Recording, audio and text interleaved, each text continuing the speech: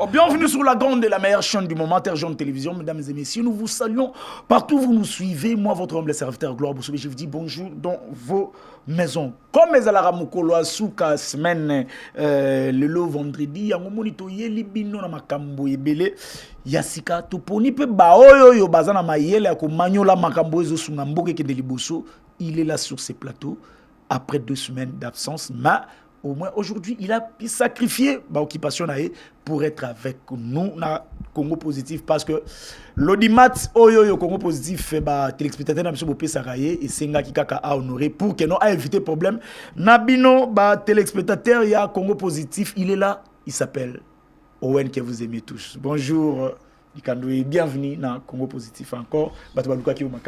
En tout cas, esengo mingi kozala awa, nazana esengo ya trop kozala awa na plateau. Et puis na sepeli mingi avec beaucoup de respect, beaucoup d'estime. Naza ko saluer ko débatteur nanga, mon frère Gaston Piana. Donc nazana esengo ko retrouver après beaucoup de temps. Na yebi ke lelo bolanda na ko beta betaye awa na argument comme il se doit pour actualité za ko toka penda na moto. Moto yazo soutenir Félix Tshisekedi. Ça prouve dans le monde entier, Mbimba, qu'il est défaillant. Il n'arrive pas, Lelo, à défaire, rebelle, Lelo, balkaniser, sur la voie de balkanisation de notre pays. Nanga, près de 4 ans, Yango, AFC M23, depuis Bakangaki, territoire local, Babunagana, territoire Misusu, biso komiko sala, biso bongo pasi, komona bandeko nanga, bakomiko fabriquer na passeport. Bandeko nanga, bakomi na niveau, ya kosala communiquer, yake, muto auti na mboka mopayava, kitana bagoma na territoire et pas bango ba occupé moyen ba senga visa na gouvernement central les ate ba banga ba ko banda bongo ko senga visa pas na bango nanga komi ko salisa test ya ba magistrat nanga za ko tonga makadame nanga za ko sala formation ba soldats 7000 commando et pas 9000 ko tonga ba barrage na yebisi ba congolais bokeba nous allons tout droit vers la balkanisation et par rapport nango ezo senga na niveau ya gouvernement central c'est le rôle oyo eza rôle moko requis au batbanda kozela na président Félix Tshisekedi étant garant de la nation yende mutu faut à sécuriser territoire na biso nyonso mais territoire ndenge za kokende lelo na lobiso to la muki il y a des états qui disparaissent toyoka bakaya ba Yougoslavie toyoka ba Sud Soudan et botama lelo na baboina boy il nous faut lelo to za ba dirigeants oyo bakoza d'abord na capacité à sécuriser notre intégrité territoriale et Félix Tshisekedi sur ces plans est défaillant. Corneille nanga tozolo bape na Corneille nanga mabeleo bakoko batike la biso uta na tango ya balumumba il y a 2 345 400 km². Ba Corneille nanga tolobi na bango tokolinga bongo pe ekabwana te koto pe bandeko na biso ya opposition o to bengi bandeko ya Joseph Kabila to sengi na bango la RDC. Sauvons la RDC. La RDC ne peut pas être sauvée par ceux-là qui l'ont détruit. Congo lelo soki kozala sauver Joseph Kabila il fallait qu'il peut-être à s'entourer na ba énergie misusi ya sika et non les mêmes énergies ou à regretter qui ke bakokai koko ma 15 te ou bako faire réussir yep tam sous Paris na mais Joseph Kabila avec baba Jean-Claude Vemba avec baba Seth Kikouni avec baba José Makila je ne pense pas avec ceux-là nde bako sauver Congo d'où ezo senga lelo ba congolais nyonso to comprendre que ce pays n'appartient pas à Félix Tshisekedi. Ça n'appartient pas seulement à Joseph Kabila, pas seulement non plus à Corneille Nanga et Zambo Kanabiso sur notre bien commun. Tobundaka toujours pour son unité, yango biso optique na biso na génération rupture, on se bat aujourd'hui pour l'unité du Congo et son intégrité. Merci beaucoup Ndeko Owen. Lui c'est l'homme peut-être la rose la plus suivie, il y a régime. Quand il parle, vous sentez que non, ça touche presque tout le monde. C'est Monsieur Gaston Piana que nous avons l'honneur malgré les occupations, malgré ma mbébélé, mais au moins à honorer Terre-Jaune Télévision. Bonjour Gaston Piana et merci de répondre à l'invitation à Bissou. Mbote na ndeko bosobe na pesho matondi pona libiangi na yo.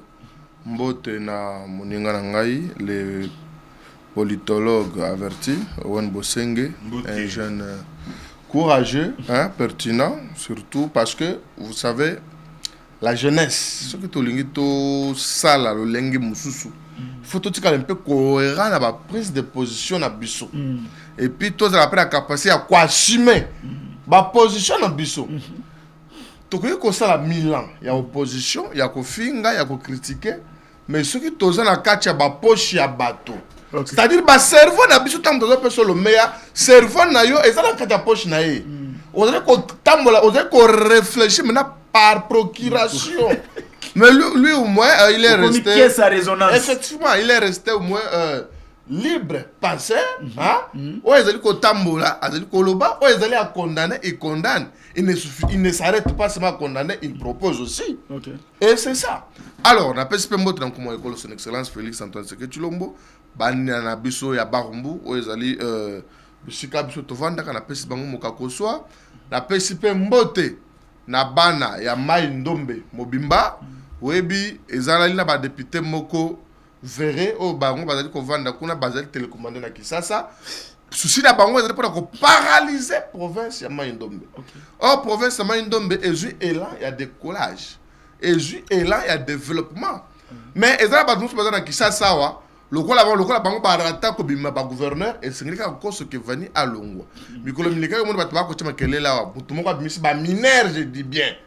Ba image ezali oui ba misi ba mineur ba pesi bango misolo voilà ko mbala ba gete ba tba ko ko ce que vani na oyebisa bana Congo bana Mai Ndombe botika kolanda distraction wana lokola boza dasi ba gouverneur ko ce que vani bozala na ye bo soutenir ye lelo banzele zo sala na ponsa Mai Ndombe talaka Mai Ndombe dépose la Mai Ndombe na ba gouverneur no so baleka tracteur et tikala ko leka kunate mais lelo sikoyo tout ça qu'on a tracteur to benga bulldozer o isuma na fond propre ya gouverneur na makambo ya bilanga na makambo pe ba éclairage public ainsi de makambo insécurité gouverneur yemo affronta pour koluka kimia ezala donc toko senga na bana Mai Ndombe bazala kimia autour ya gouverneur na bango tout en félicitant le président de l'Assemblée provinciale na vice nae David Bissaka au basala ki musala mala parce que il est inconcevable que député oyeba mi be côté oyeba tekete quand est-ce que na ko déposer quelque chose avec débat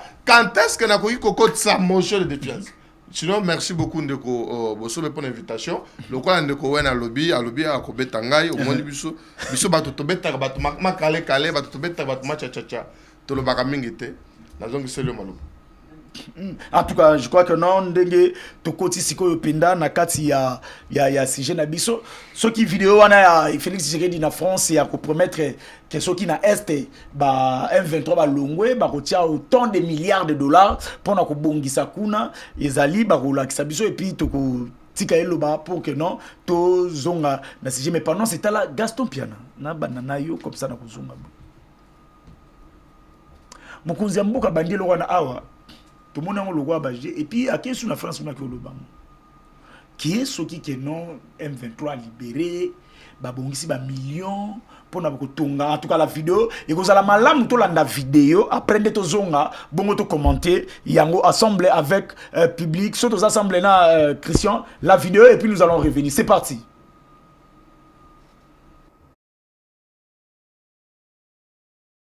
Organisation régionale.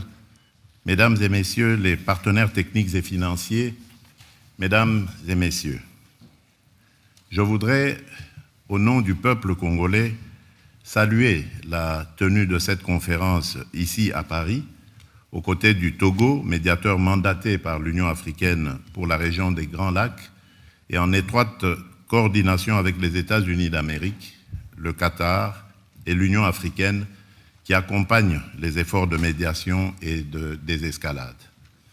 Votre présence est un acte politique, mais aussi et surtout un acte moral. Elle signifie que la souffrance humaine qui ravage l'Est de la République démocratique du Congo n'est pas ignorée.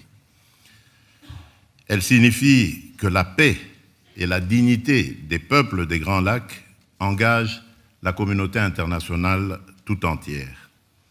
Car si nous sommes réunis aujourd'hui, c'est d'abord pour répondre à une triple urgence.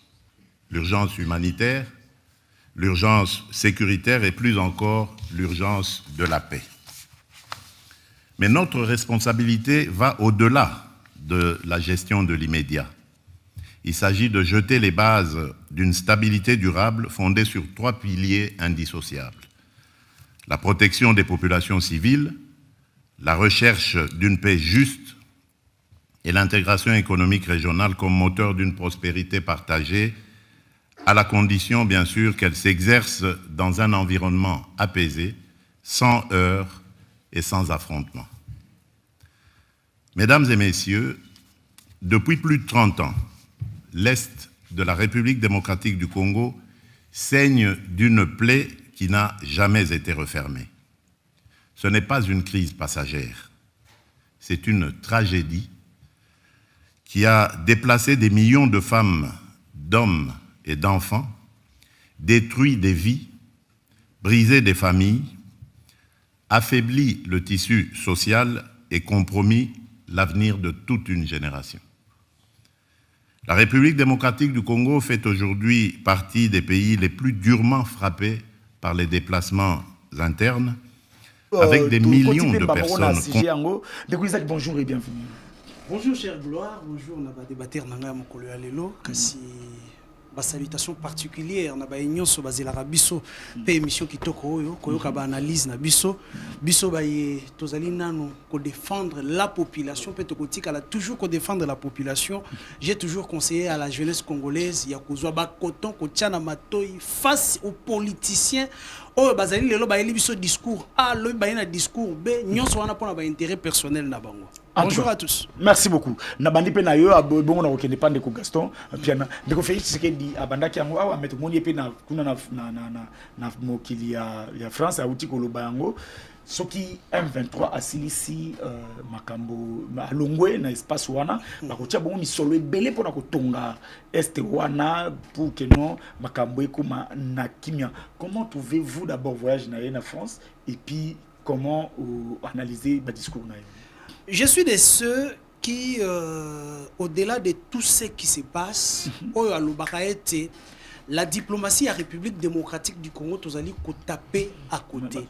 Mais je n'ai jamais interdit le voyage de Félix Tshisekedi parce que j'ai toujours pensé que là où on parle République démocratique du Congo, on doit trouver une représentation valable. Okay.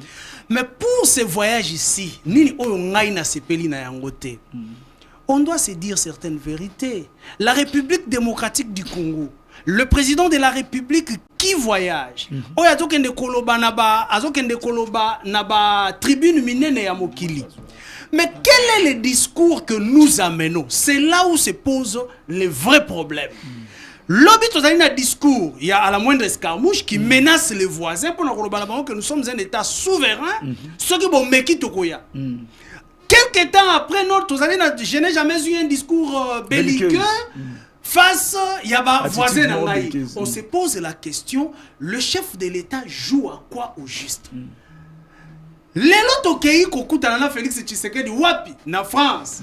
Qu'est-ce qui se passe? Félix Tshisekedi vous dit non, voilà, et 5 milliards de dollars. Mais vous ne pensez pas que vous allez sauter ma cambo et allez sérieux pour nous vendre des rêves. Le problème principal aujourd'hui que l'on doit traiter, c'est le retour de la paix. Et qui est fautif? C'est l'État congolais. L'État congolais qui est là doit réellement nous dire que s'est-il passé pour que les Congolais soient en insécurité.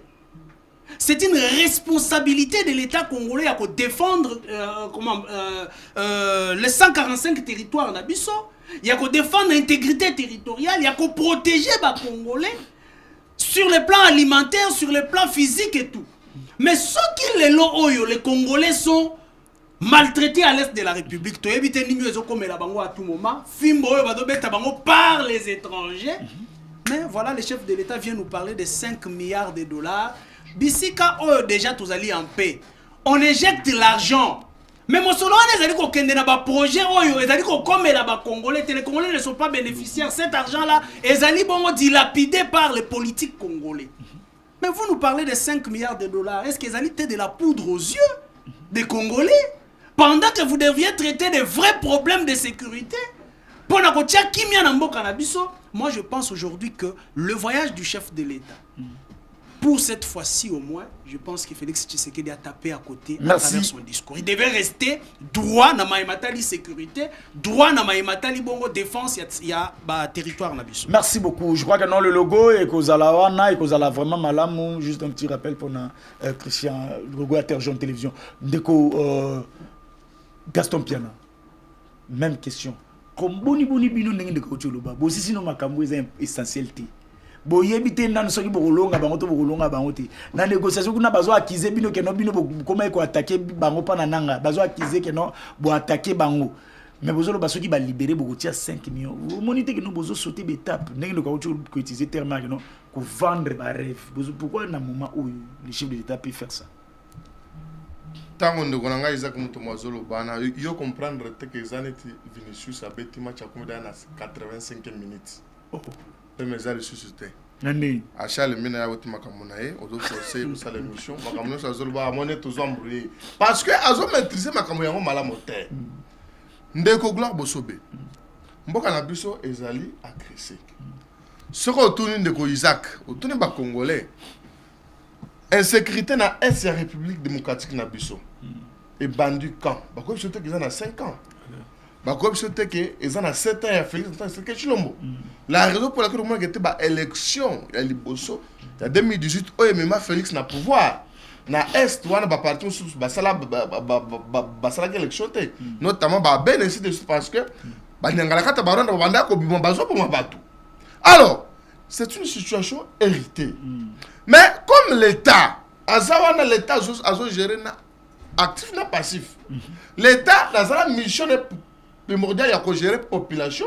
N'a pas bien ça, à ce niveau-là, je suis tout à fait d'accord avec lui. Mais il ne faut pas dire que cette situation, c'est plus de 30 ans, que c'est là qui est ici là, dans 4 ans. Le président de la République, Al-Blobaki, effectivement, que Mboka Nabiso c'est un État souverain. Il n'a pas nié que Mboka Nabiso est un État souverain. Koloba était tokoki ko toucher ki Mboka Nabiso bato ba ko toucher biso peut tozongi ça et il y a des discours belliqueux. Oh, what is the défense oui? Mutalabi non. Moi je suis chez moi la maison.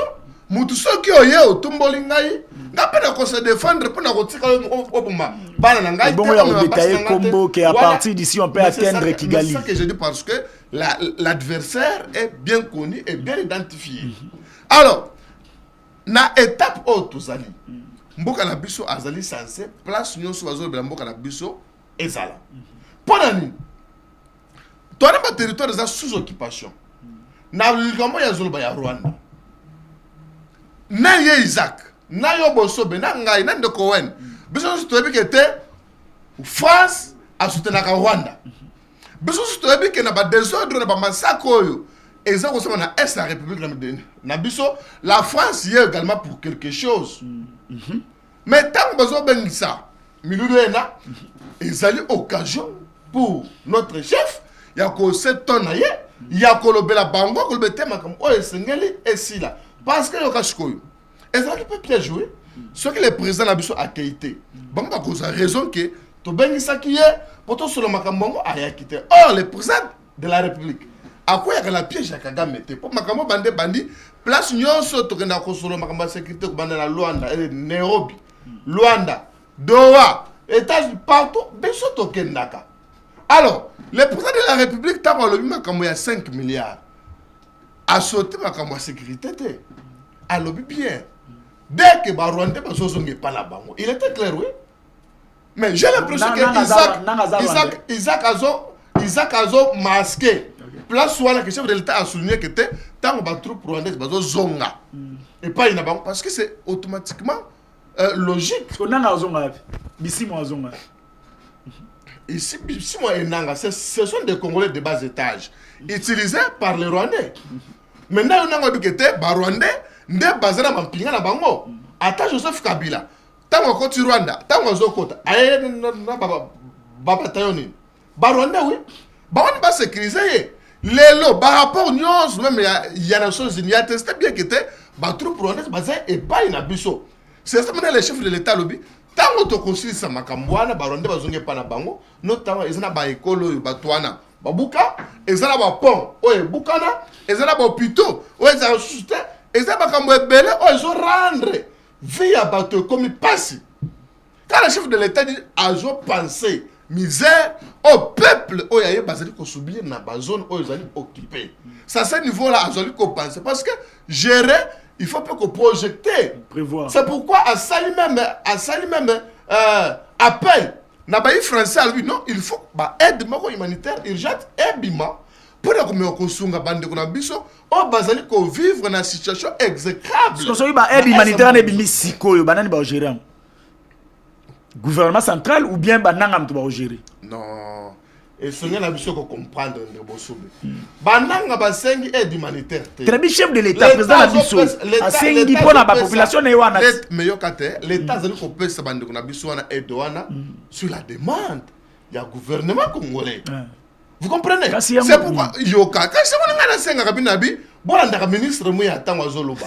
L'état zo pesa biloko wana sur la demande ya gouvernement. Il faut yo na ba volo ekokita. Et concernant autorisation sur autorisation ya gouvernement congolais. Nyonso kozala contrôler.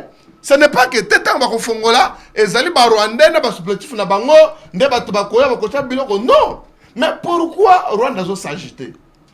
Parce que Rwanda le baqueté, ils ont bango te soutenir M23. Mais boni balobi, à rapport fonga bango ba Rwanda baso maintenant défendre, il y a encore s'opposer à rapport à Kosomate.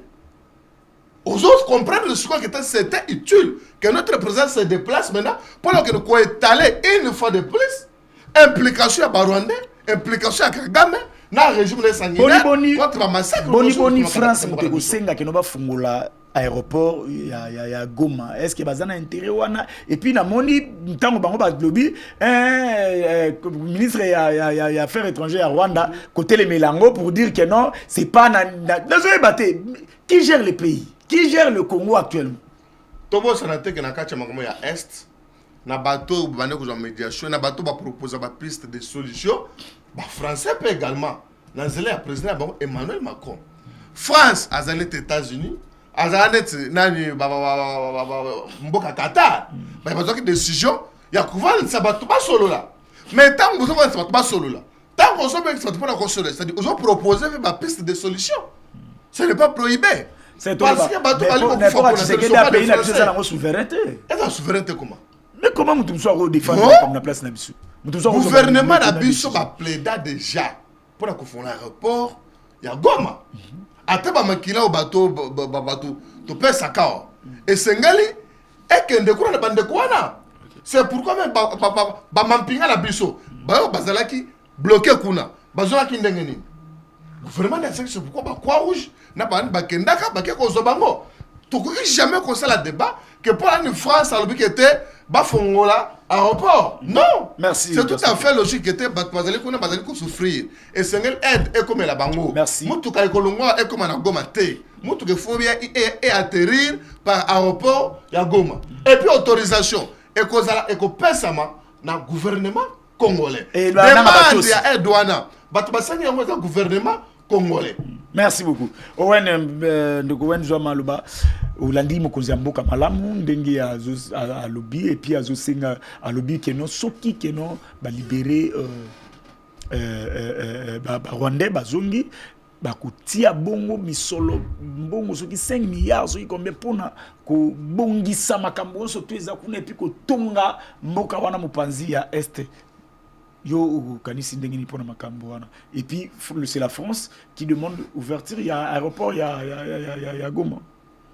Bon merci na parole Piengai et puis qui batutu balobi déjà awa ngana epona oyoka batuti ngana yeyo tuninga question na pesa réponse nanga peut-être un cadre peut kozala la question nanga mututé na opesa ka idée nanga idée nanga ezak Félix Tshisekedi azara mokonzi mboka taza mokambi mokonzi mboka c'est le peuple naza souverain yende mokonzi Félix Tshisekedi to Joseph Kabila to Mobutu bangotu bazalaki bongo bakambi ya ekolo yamba benga bango tata mokambi alors awa na koloba ndenge président Félix Tshisekedi a sengi que ce qui aide waneye après que ba M23 va dégager et le ninya osala et cause nango sous forme ya projection et cause sous forme de projection. Mais moi, je pense ici, et le Koya Makasi dans une photo salade, on a beaucoup plus de travail pour le retour de la paix. Tant que retour, il y a paix et salamité, Makamunion Sotokoloba, et qu'on paraître comme une utopie, et qu'on paraître comme une fiction. Donc, Bitumba d'abord, premièrement, Isaac, il faut tout le retour, il y a paix dans la partie est. Tous en a besoin, il y a retour, il y a territoire, nuance, oui. za na kokamba na minute oyo na bandeko na biso bananga et les autres nous sezonga na liboke moko c'est notre crainte d'abord la crainte ya kubanga eloko babengi balkanisation ndenge na lobaki na donc Félix Tshisekedi koloba ke ce qui retour à paix salami wana eza ba projection mais retour à paix ekosala makan peut-être que ça la mayaza la rasouté na pouvoir alors ce qui tozolo ba ke notre sala retour ya paix ngada chango kana kazi ya projection côté ya kanisi et puis awa kota là pour la France est-ce que c'est la France qui doit décider non la France a occupé kota l'influence na niveau ya région les Qatar venaient de jouer un rôle dernièrement ah ya ko 5 ça Félix Tshisekedi tam na Kagame la France aussi peut-être a kolinga à perdre le leadership pour na région qui dans niveau région peut-être a joué rôle moko pour la médiation que ameka ko salambela na Félix Tshisekedi a salambela na Kagame menga na ebiki la France atiraka ba profit ebelé l'insécurité aux isolés dans la partie est de pays nabiso. C'est pourquoi on recommandera toujours na président Félix Tshisekedi de ne pas se fier à ceux-là. Aux homona bande qu'on a biso ba Kagame et les autres. Parce que nga na zomuna awa retour ya pe na kati ya pays na biso la solution des solutions au toloba qui est un passage obligé président Félix Tshisekedi a longola moi lolendo ya kimukambi a meka komikitisa et à comprendre que le prestige, non? Le prestige du chef. Parce qu'il y a président de la République. Qui peut m'empêcher, moi? Voilà. À Longola, Lolendo Wana, na Lingala, à Longola, Lolendo Wana, à comprendre que le passage obligé, le poteau écourté par ambition des uns et des autres, et au Senga, il faut un dialogue national inclusif. Au Congolais nyonso bakuvanda ensemble parce que risque eza na lolengo to ke nango na regard nanga ko tala façon où le président Félix Tshisekedi a géré question à est nazomone il y a trop d'hypocrisie sur le plan des relations internationales. Quelles sont des promesses ou salamité en faveur de la République démocratique du Congo?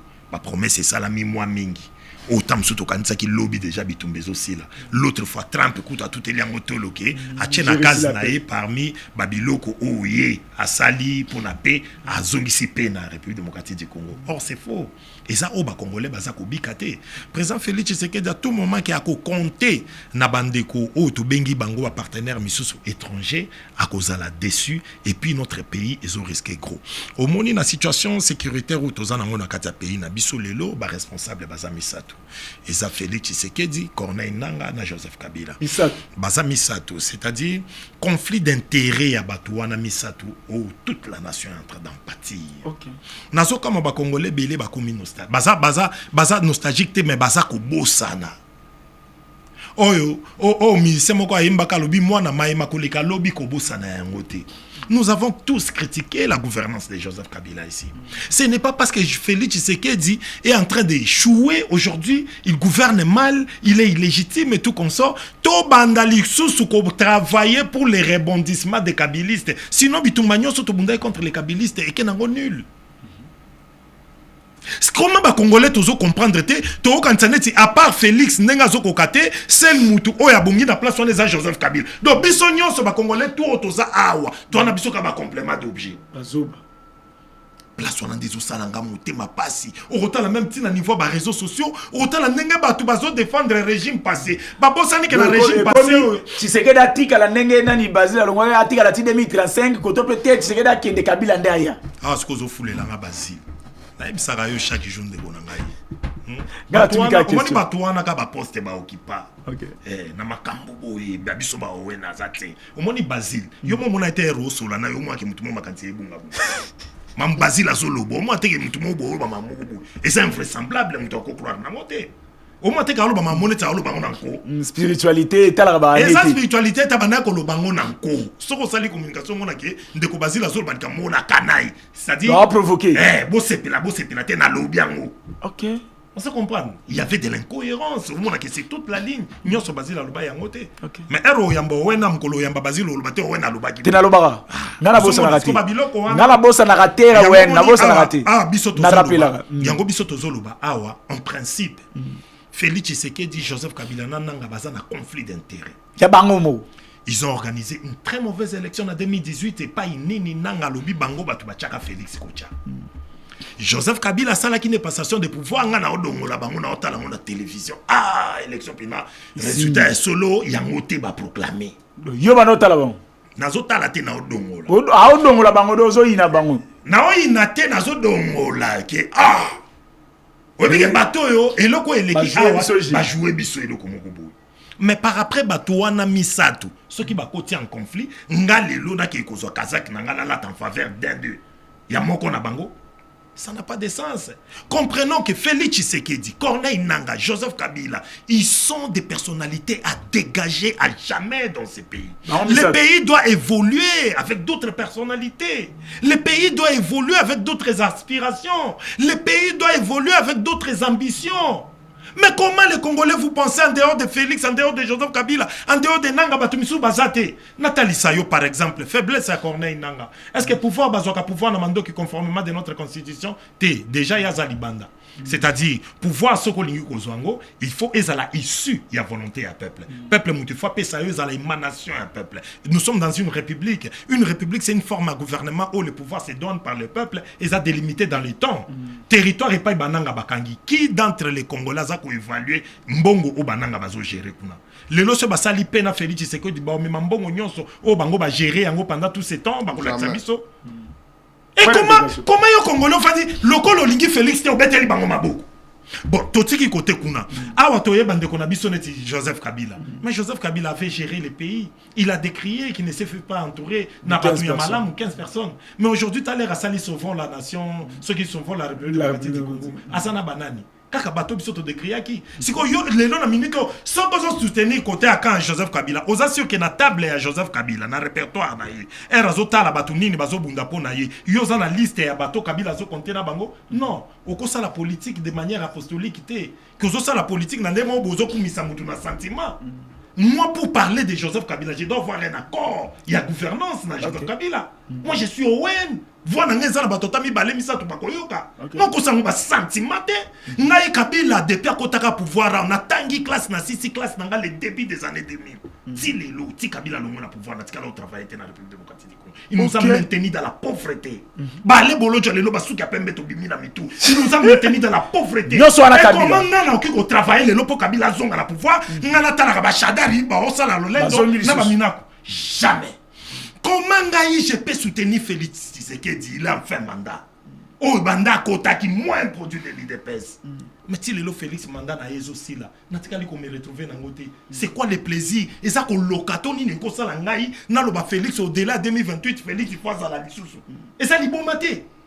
D'où est-ce que le régime de Félix a travaillé pendant 7 ans? Il n'a pas travaillé. D'abord, il n'a pas travaillé. Il n'a pas travaillé parce que Félix Tshisekedi depuis à Kotaki, constat moko o ngala sali, na moni que Félix Tshisekedi a beaucoup plus, ça a émettre beaucoup plus d'excuses que travailler effectivement peuple congolais. Azomile là. Azomile là trop, azomile là trop. Azo se victimiser mais effectivement on dirait ba makambo pe landie moi mingi, mais Félix Tshisekedi siko mabe ya makasi o ya salaki, il fallait qu'il comprendre que ndeto sala la politique ce n'est pas un royaume. Qui le lozui grâce ya koko ma président de la République il y a que place na basala ngobe pona yo mon côté c'est-à-dire le kola assez à kota ki na lolenge nyonso to ki ko lo ba côté la 2018 na 2023 et loko ya malamu au Félix Tshisekedi akoka ki ko samandé auprès de la population pe abima tête au peuple congolais atika na libela na mutu Félix devrait corriger les erreurs de Kabila notamment tozaka na conflit moko depuis 1965 conflit moko politique une crise politique au babengi yango il y a légitimité. C'est-à-dire Félix Tshisekedi devrait organiser des bonnes élections en 2023 et il n'y a que ça là de Félix Tshisekedi grand et puis il a marqué dans l'histoire. Mais Félix Tshisekedi autant en 2023 il a fait quand Kabila quand on décrit à Kaliboso Félix Tshisekedi a organisé de très mauvaises élections. Il a été très gourmand. Là par exemple Félix Tshisekedi il est mort quoi a plus de 460 quelques députés dans la famille politique naïe.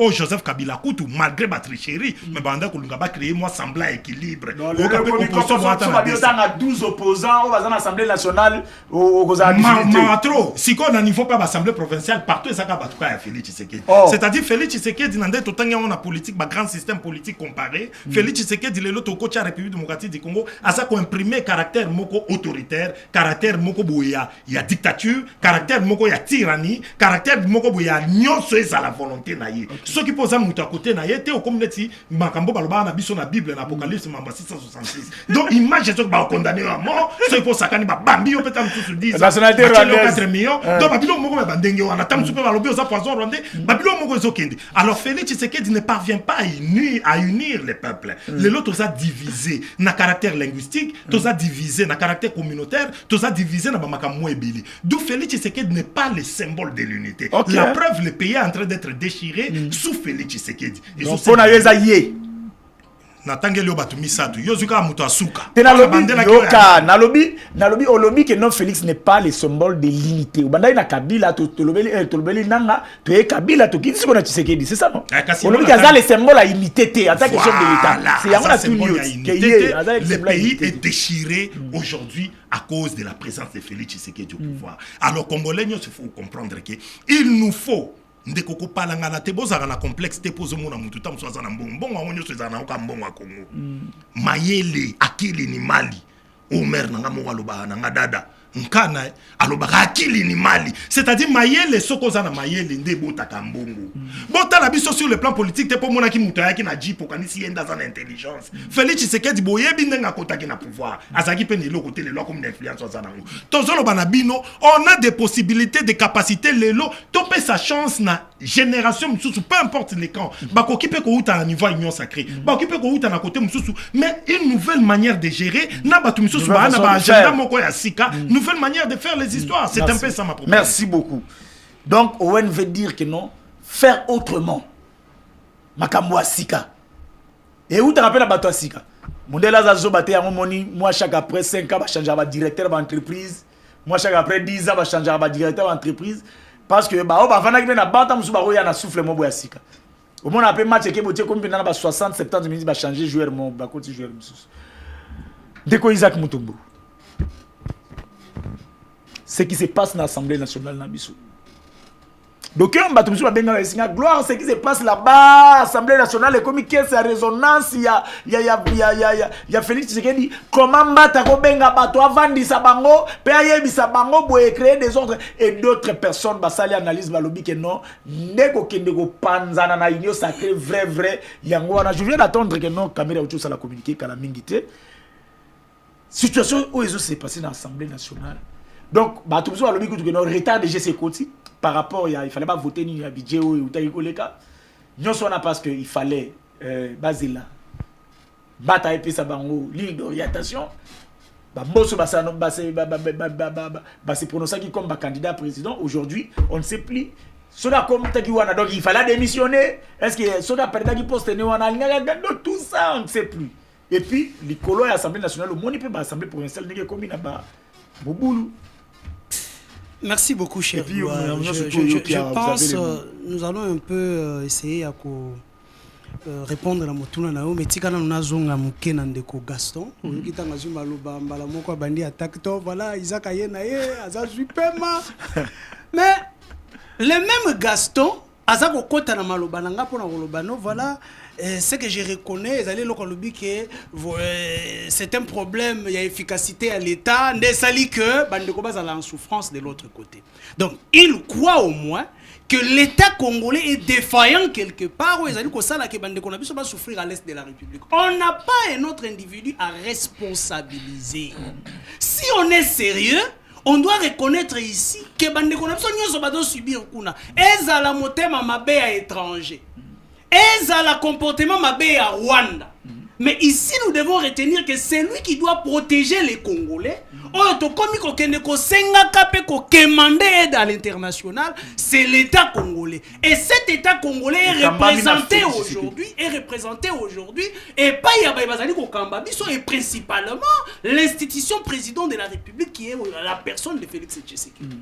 Donc, ce qui est là, nous soutenir un pouvoir. Ailleurs sur le plateau, je soutiens le pouvoir de Félix Tshisekedi et il reconnaît de l'autre côté qu'il y a une incapacité de sécuriser les Congolais. Moi, à sa place, en tant que jeune conscient, j'aurais pu démissionner. topé na longwe union sacrée, parce que je ne peux pas soutenir un pouvoir où on a sentir qu'il y a une incapacité. Je pense qu'après ces propos, il prendra son courage en tant que jeune conscient, il y a démissionner topé à longwe union sacrée s'il reconnaît réellement qu'il y a une incapacité quelque part de l'État congolais. Tozongi moke na makambo ya uti ko salema lobby na France. Mais on doit se poser de vraies questions. Aujourd'hui, tu allais attaquer Kabila, tu attaquer Nanga, tu attaquer le Rwanda. Mais derrière le Rwanda, il y a aussi certaines personnes. Il y a aussi certaines nations.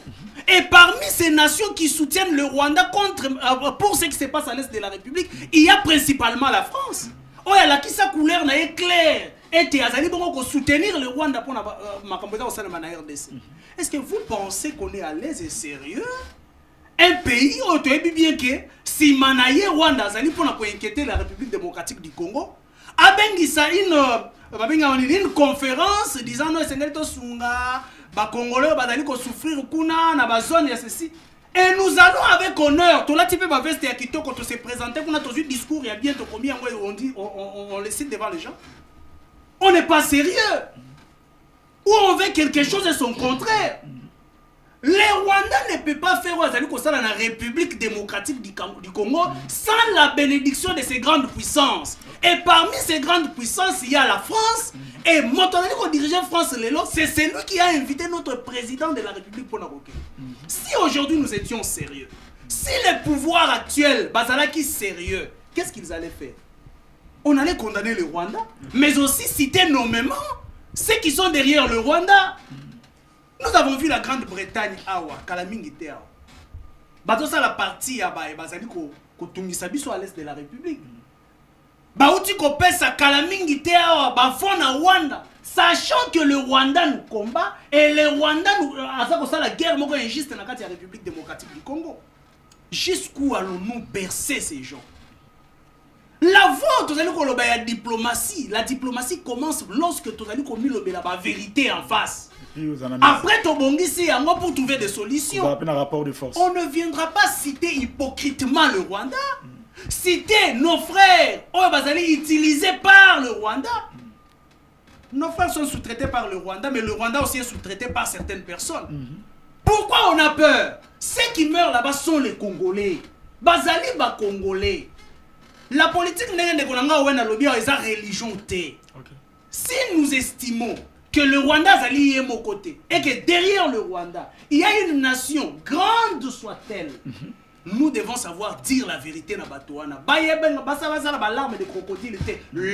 La France est en train de faire couler l'arme à crocodile pour nous aider. Mais derrière le Rwanda, ils sont là.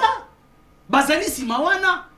Donc nous devons leur dire la vérité. Dans un Assemblée nationale. Mon frère, vous savez, dans ce pays, l'homme,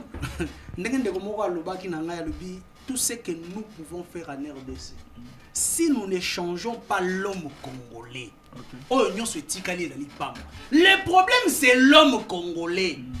Moi j'ai des images où celui qui gère aujourd'hui au quotidien, je parle de celui qui gère au quotidien, l'Union sacrée, Monsieur Mbata, Azaraï a déploré une histoire à FCC, où la main du FCC, Ezaraki dans toutes les institutions, aujourd'hui ça se passe au niveau de l'Assemblée nationale, allez voir. Pointe, moi toi postulé, soit Azali à l'Union sacrée, c'est d'abord candidature à l'Union sacrée a imposé.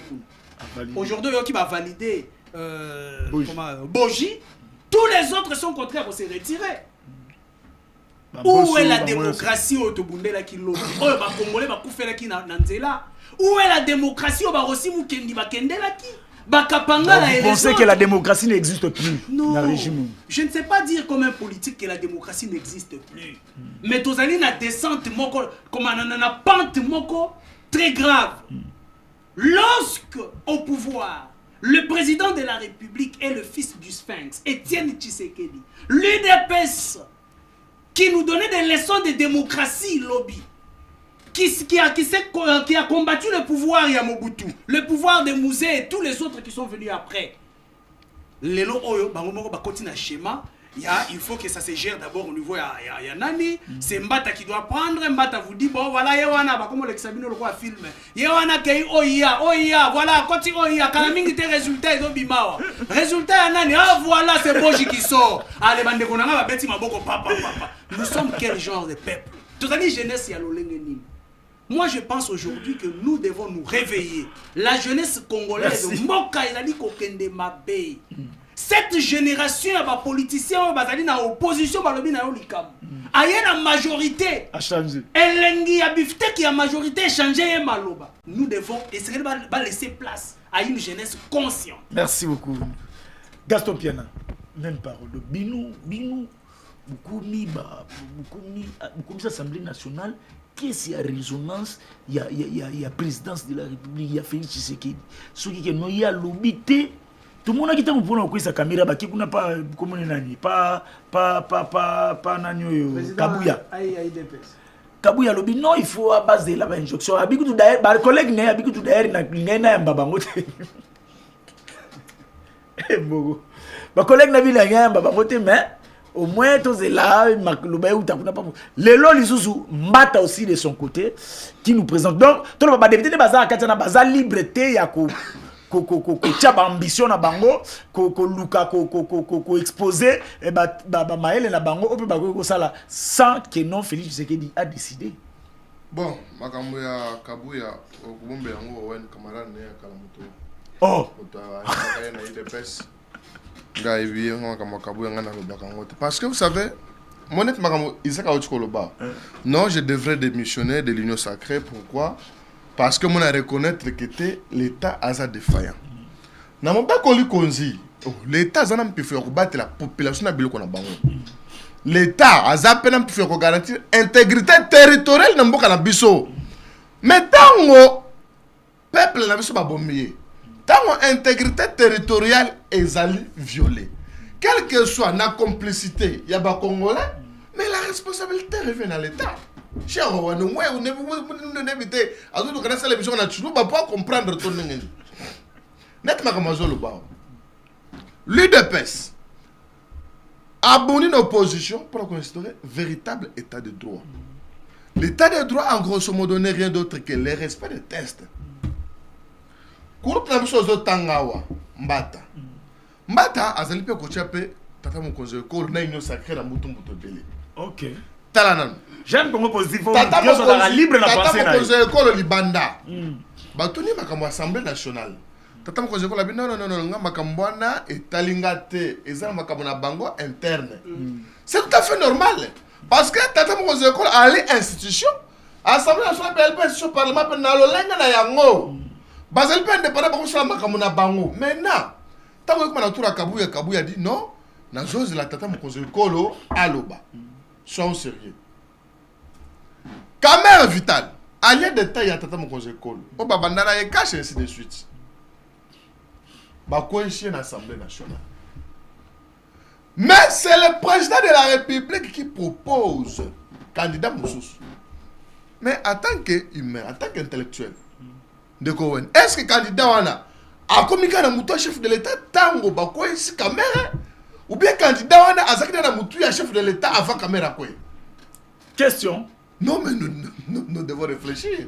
C'est que j'aime la Congo positif. À un moment donné, réflexion sur réflexion. Chacun est libre. Tombe. Selon Mbata, le chef propose Boji. Selon Mbata. Oui. Le chef de l'État propose Boji. Boji qui est de l'INC, qui est le secrétaire général. L'ancien secrétaire général, il a parti à Kamere. Selon les informations de notre possession, Kamere a habité. Apparemment, c'est ça se prouve aujourd'hui déjà depuis Kala. Kamere a sa déclaration na lelo. Au moins qu'il a tiré le kotanga ta kombo ya Bojité. A tiré ta ko remercier si réellement. Et zala qui ba contacta qui est a tiré la qui attaque ko remercier chef de l'État pour le battre merci beaucoup. Ne repose sur confiance na INC. Cela prouve que tu possèdes ma pratique à ma baie. Nous sommes tous possèdent de l'union sacrée. Ma pratique à ma baie, donc tu débauché auprès ya partenaire nabino fiable au utakina yena élection. Mais tu comment na bilongité. Donc débauchage salami ba débauché, to ba débauché boji. To comment na bilongité.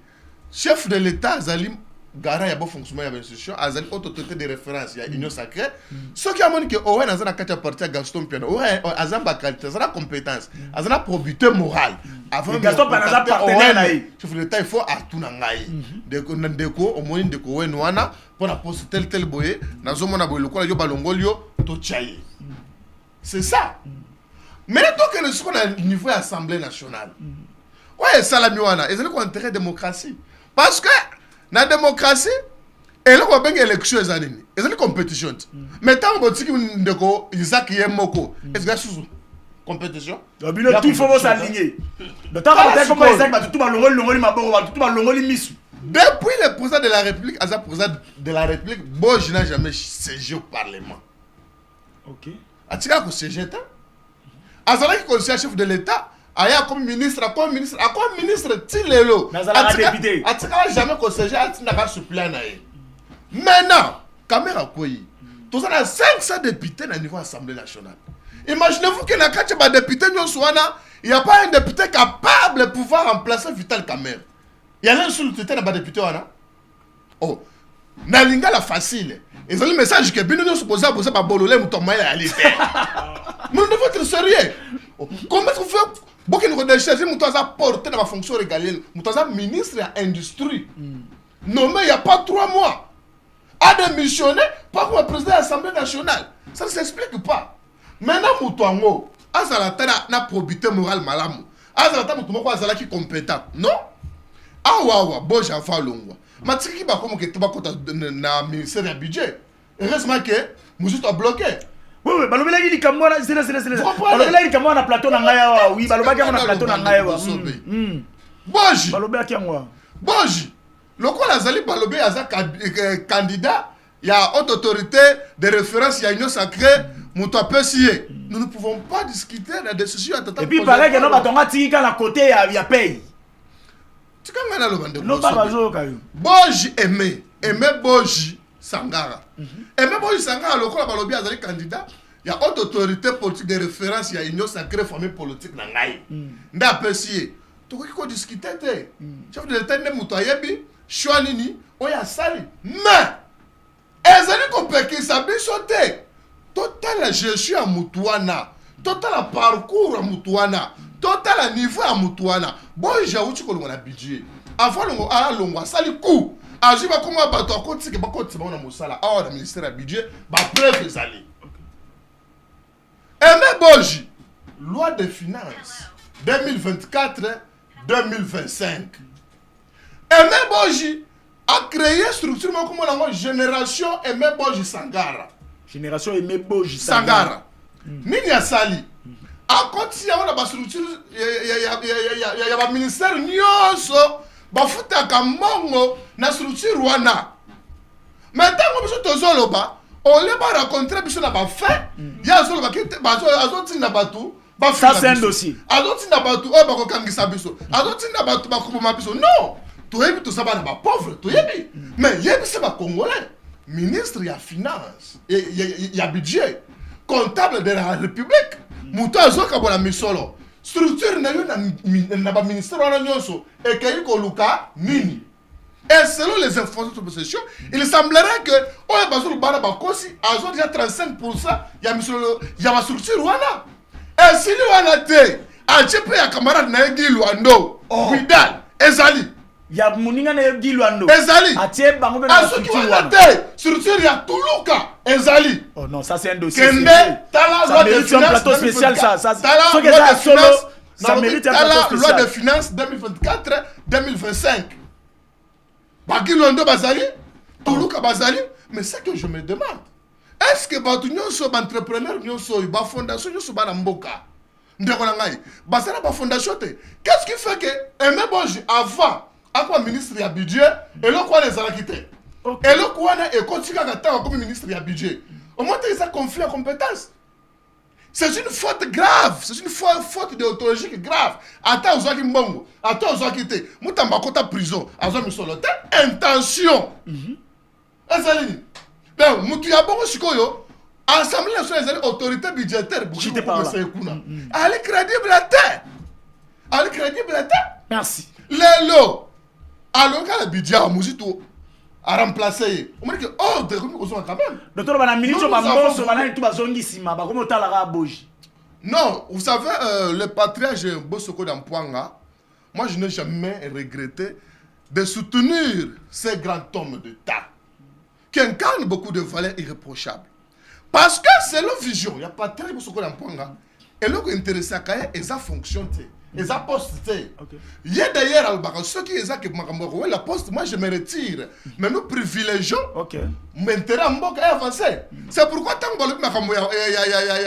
t'es bon, il faut remplacer quand même. Est-ce que yo jamais. Azal frustré, il est heureux. Parce que Moussa Banda Rosala, ils ont pas d'intérêt à Mboka. Est-ce que pensez-vous que Mbosso a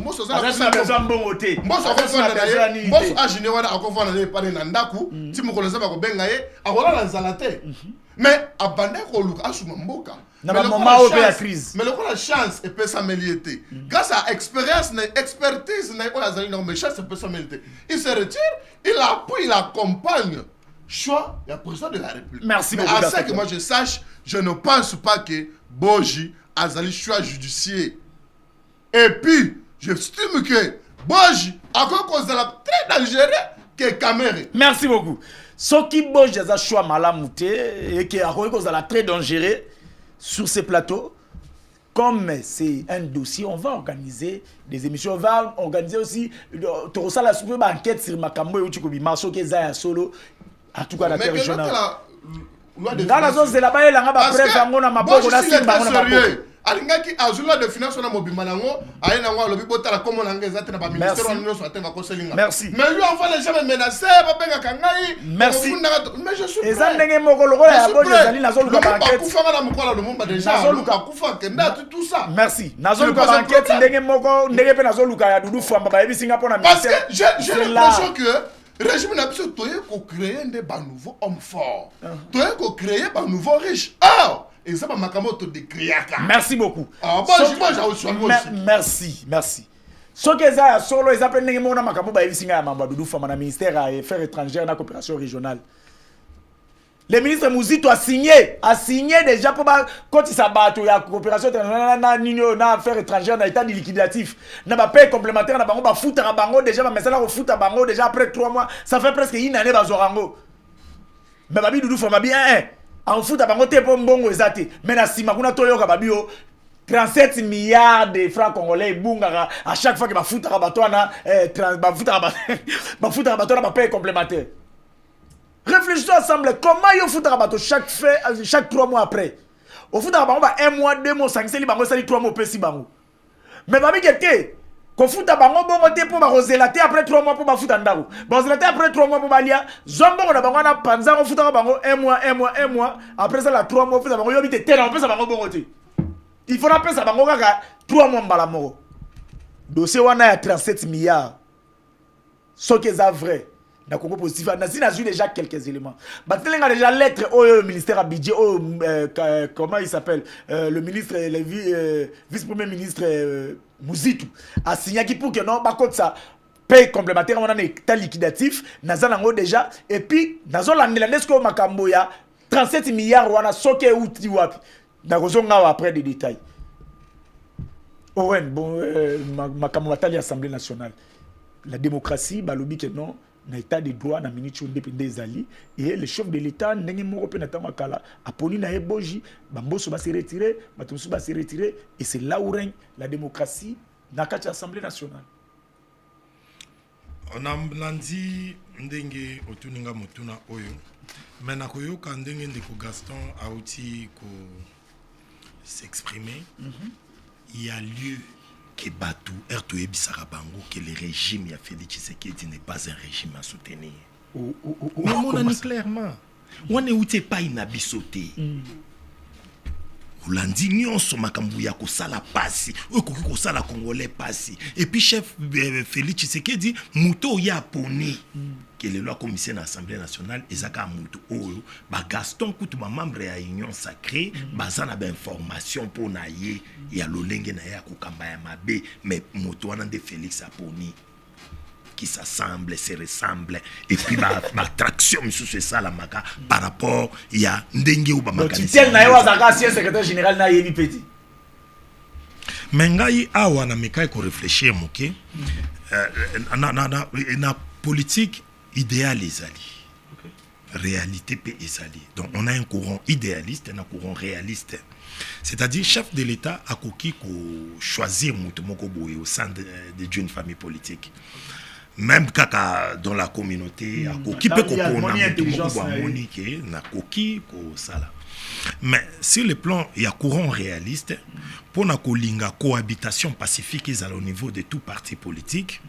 Pour na kolinga chaque membre à parti politique a se rappeler que toujours na principe ya redevabilité na parti na e et bunga kamalamu mingi mutu soka kozwa poste moko boye au nom du parti azala mandaté par son parti. D'où et ko pousser siko abanda ko s'acquitter na ba cotisation na e régulière et puis asala makambo ndenge parti na e sengi parce que ba pona ki ekuna. Pour soko sali bongote to kozonga na case o Joseph Kabila, par exemple, à Bruno Chibala, na contre Rassop, Premier ministre, 5 partis où la famille Rassop est déléguée. Et chaque conflit, et puis, sous Kanango et Salah, qui moutou soka zuba moyen à créer parti. Retenez la date d'aujourd'hui, Mboji à Kolongwa, la Union pour la Nation congolaise. Voilà, c'est Owen, à ça la partie politique. Parce que Plaso a commis et a posté influence à la deuxième personnalité du pays, grâce à Vital Kamérité, grâce à parti. D'où Mboji à Okende. C'est pourquoi tu as qui sorti, il y a Bodin Mayo, même avant-hier. Bodin Mayo, à lobby, mais Bango Bazaki informé, tu as niveau Union pour la Nation congolaise, qui va désigner Mboji. Mais ceux qui ont pouvoir discrétionnaire à chef de l'État, Bango Baza étonné. C'est un langage politique. Peut-être Baboui Koloba. Mais président Félix Tshisekedi, un procédant comme ça. Démissionner la ministère. A démissionné dans le ministère. Mais c'est normal, non? Mais pourquoi on a place? Il faut démissionner. N'a choix président, parti n'a émoué. Oui, le parti n'a pas été saisi. Parti est yebi, mais bazaki ne saisi préalablement. Comment on a auto yebi parti? Parti a yebi à la COP. Mais bah yebi ne sait que COP a mouillé yeli nanzela na bangote. Alors on a place wana. Je suis sûr que naïna ba Vital Kamere et aussi ma penda malam mingité. C'est-à-dire par là, ça prouve clairement parce que Vital Kamere était déçu de Félix Tshisekedi. Il a été déçu de la manière il y a cohabitation na bangoto. Partenariat na bangona UDPS façon ba traiter mais du coup amonake yo moko ya ba proche na ye moko ya batu na ye penza ya confiance ya parti côté kuna yonde ba bendi yo d'où quelque part eza ko semblé ko zala ko réduire ye ngana yoka ki bande comme sous balobi za sur le plan géopolitique Félix Tshisekedi amona que nde balongol Vital Kamere il faut azala remplacer tam susuka na il y a zone linguistique wana mais ce qui na zone linguistique ala ba mishiki baza batu peta baza pena ebelo mais content na landa qui intervenu dernièrement que je dois que na zone on sait peut-être na oyambela ba semaine ou ezoya proposition ya pardon Azan constant. Azan est content par rapport à message déjà. Mais ce que problème est que na niveau ya régime ya Félix Tshisekedi na famille politique naé avec tous les députés où il y a fabricant en sa faveur au kota la bien que batu o bakokoka kopesa ba réponse na défi ba congolais basate Zoasko Kamere ndenga longwe lelo so koti mboso kulutu na biso mboso Gaston Lobia bomona ki gestion ya mboso Mbosso abandai ko jouer rôle moko pour Félix Tshisekedi, il a ko empêcher ba démarche parlementaire et salama contre les institutions et autres. Il a bien joué ses rôles à chaque président à l'aise. Mbosso abandai ko nourrir ba ambition moko boya ko déranger Félix T. Il a joué rôle en faveur de Félix et non le rôle en faveur de la nation. O batu bazo zela ponaye. C'est-à-dire batu lokola ba Mbosso, batu lokola ba Judith Sumino, batu lokola ba ndeko na biso azana Sénat kombo na enani. Sama. Baza batu moko par rapport à ndenge Félix a milingaka. Na ndenga lingaka muto a déranger yete. Batu wana bazo jouer rôle moko ya malamu ya caisse ya résonance. Oh Félix les ambitieux peut-être baza ko déranger. Na niveau Assemblée nationale, ngana ebisio lelo avec Mboji ngana ebisio je ne suis pas sûr que a copé sa réponse na ba attente ya ba député na niveau Assemblée nationale et puis des deux a ko maîtriser bangote et puis des deux ko s'attendre na l'autre côté yango na lobby que Félix Tshisekedi doit dégager à jamais. Ce régime doit partir. biso ba misusu etamba légaliste tozolinga ndete makambo ko soutenir que oh mame salama mais en principe président Félix Tshisekedi tina tozozela eti 2028 nga ma crainte nga na omona ngo musika c'est pourquoi tozosala appel awa ici je fais l'appel je lance appel à toutes les représentations diplomatiques je lance appel le lo oyo prélat je lance appel na ba communauté régionale na biso nyonso batu ba mekempe kokuta na ko réfléchir sur comment on peut lancer, on peut engager ou initier un dialogue national inclusif aujourd'hui. Parce que tozo kende nanzela moko bona ebisio tout droit au mur. Nga nazo linga pété situation o est perduré boye o batu misusu bazo tirer ba profit nango bazo linga ba normaliser. Je crains que les rebelles bas s'autoproclamer kuna ke komi pays misusu. Nazo linga ou mais la milité. Pour allure bato bazo mema makamu mbangu tito comme en 2028 bananga bazo linga pe ko évoluer te balingi ba camper na bango pena côté wana bazo se retrouver. Oh pays eza ya nanga te eza que non ba komi ko sala ba magistrat ba militaire tout ce que font biloko na lobi biloko nyonso bananga ba osala une rébellion classique et sala kangote rébellion normale rébellion za kana bendisi ya rébellion et sala biloko wana te et ça ba biloko moko ya bato bazolinga ba s'autoproclamer que ba komi pays na lobi yebisa excusez ko katanga na nte pardon nanga a lobi na biso yena batu na nyonso ba bisimo et les autres balobi Félix Tshisekedi tozo telemelaye parce que il est illégitime na mauvaise gouvernance et loko bananga balobi est-ce que nanga siko ba territoire pas yubuzo qui paye yoza légitime point d'interrogation t non il n'est pas légitime la légitimité vient du peuple nanya voté bananga ke bino bo gérer territoire du pas bo gérer organe nini de contrôle les autres contrôler bino il s'agit à misolo ya mboka misolo ya ekolo organe nini eza ko contrôler bino nanga total ke bozo gérer yango est-ce que lelo soki to bongisi na ba Félix na ba tutu to vandi calme bokoya na mbongo o bino bo général qui peut côté wana tozong sango na caisse publique caisse commune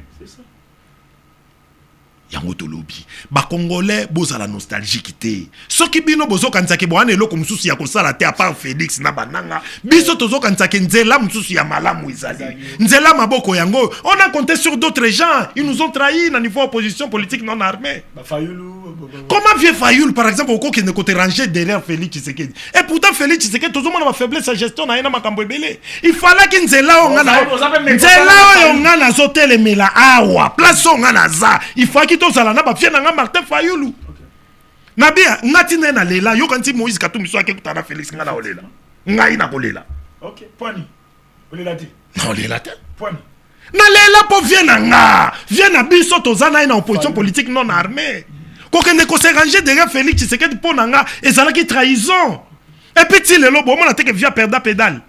Ah bon? Ah bon ça la bon ça semble aux journalistes ta la vie romona bien que bato ba kwa sou na viete. OK. Mais il n'est jamais tard pour s'amender.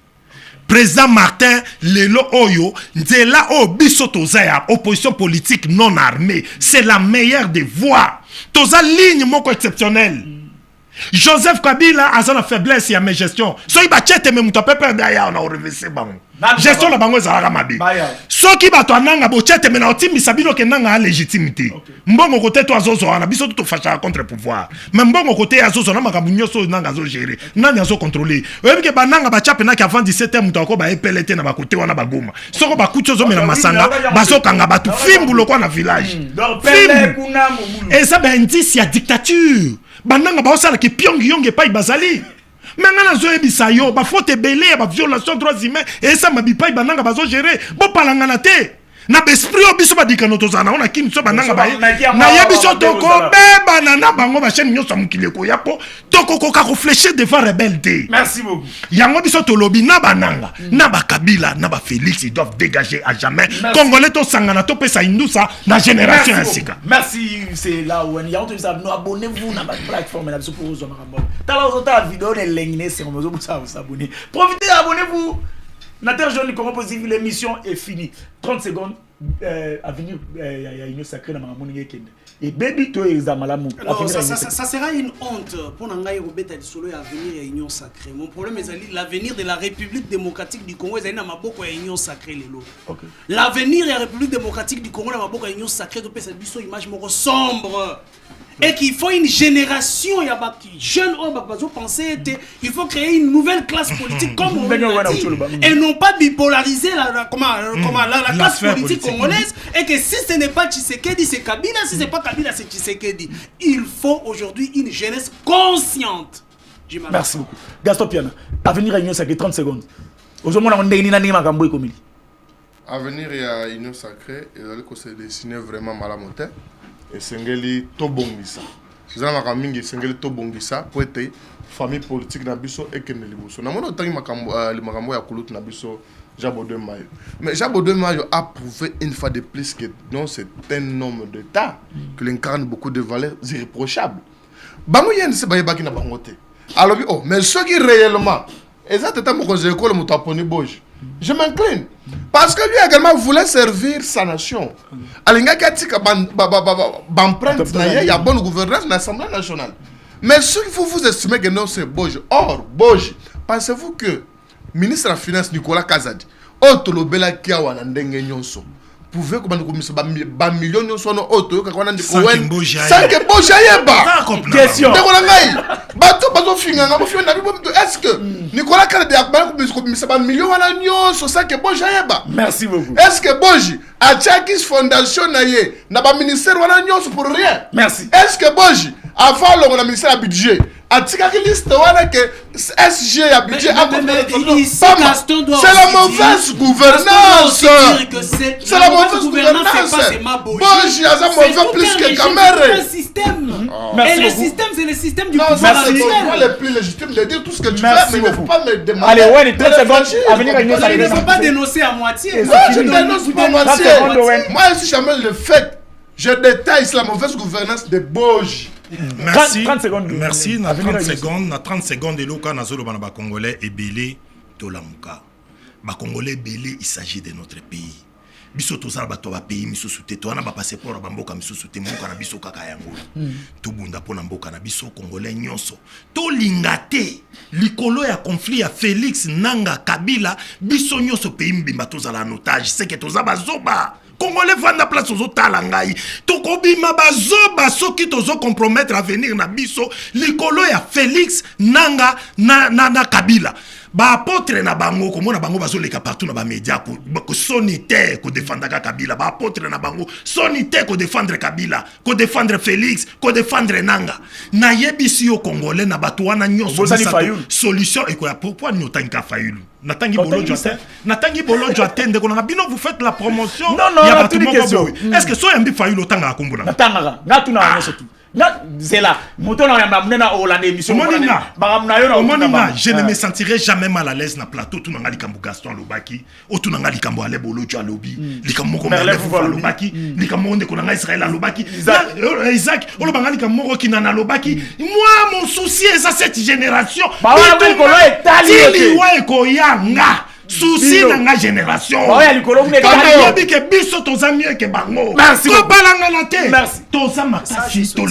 Merci beaucoup.